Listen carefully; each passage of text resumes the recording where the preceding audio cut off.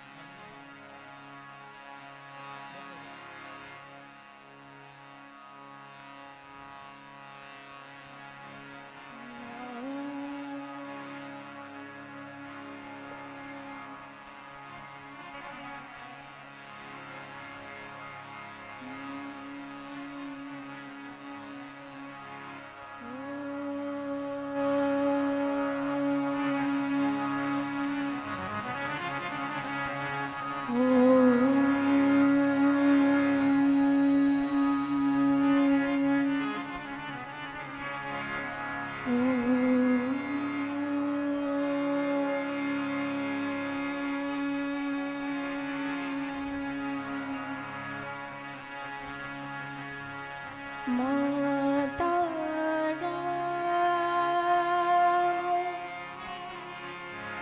मत पिता रामचंद्र स्वामी राम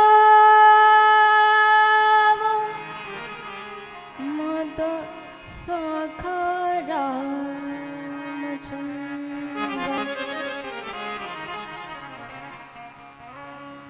सर्वस्वं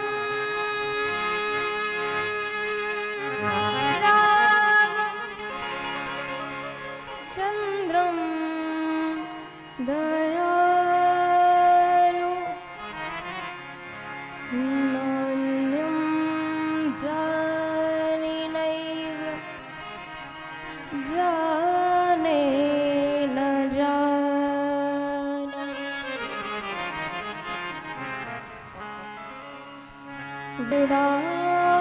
विडानामर्थ संघाना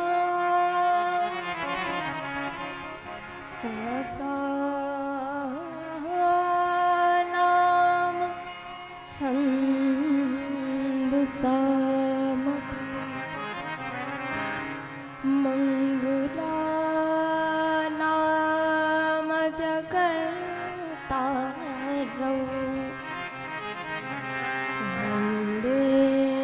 वाणि विनायको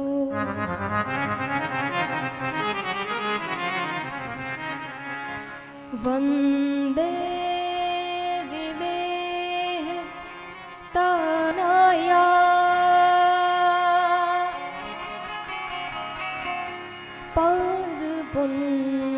पदपुण्डरीकम्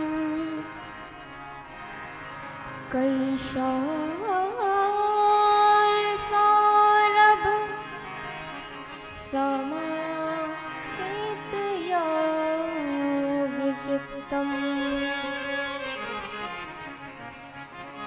गङ्गातय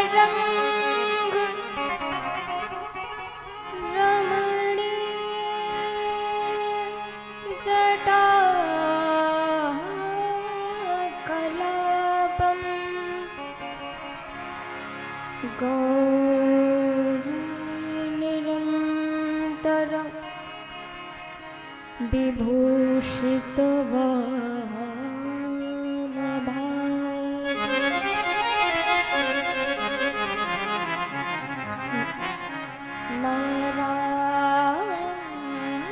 नारायण प्रिय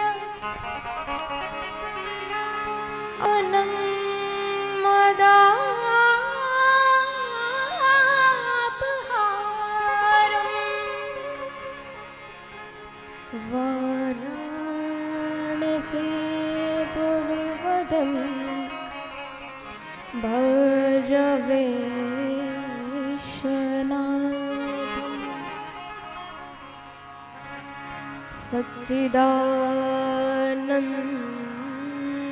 सच्चिदानन्दरूपाय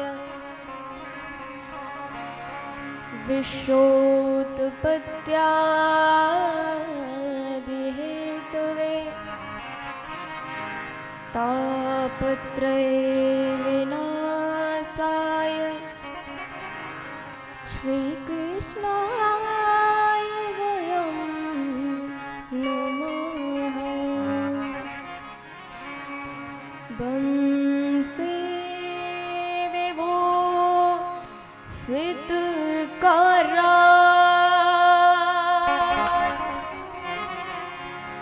नभनी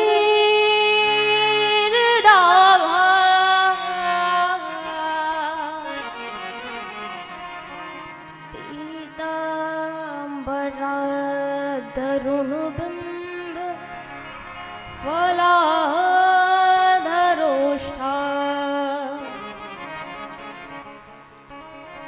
पूर्णेन्दु सुंदर मुखा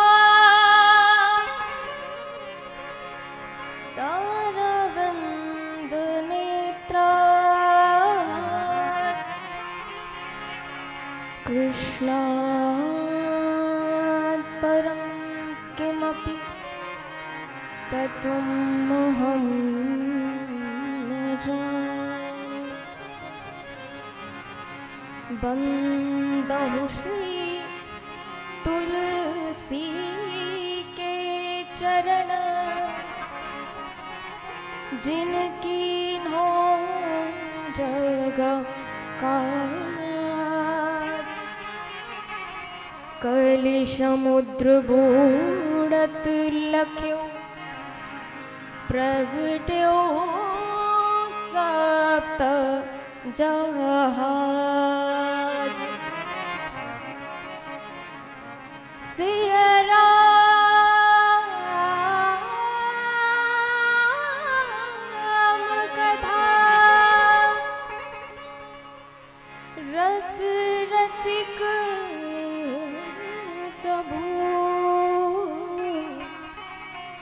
शंभुनाथ हनुमान प्रेम सहित आसन धरहु सुनहु कथा करो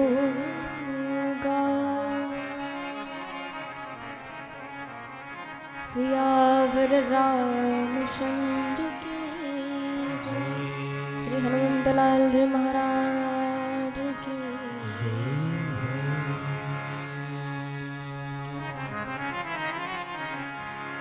श्री राघवेंद्र सरकार के पावन पुनीत चरित्र को प्रारंभ करने से पूर्व आइए हम सभी भगवान के पावन नाम का कीर्तन करें अपनी मन वाणी को पवित्र करने के लिए।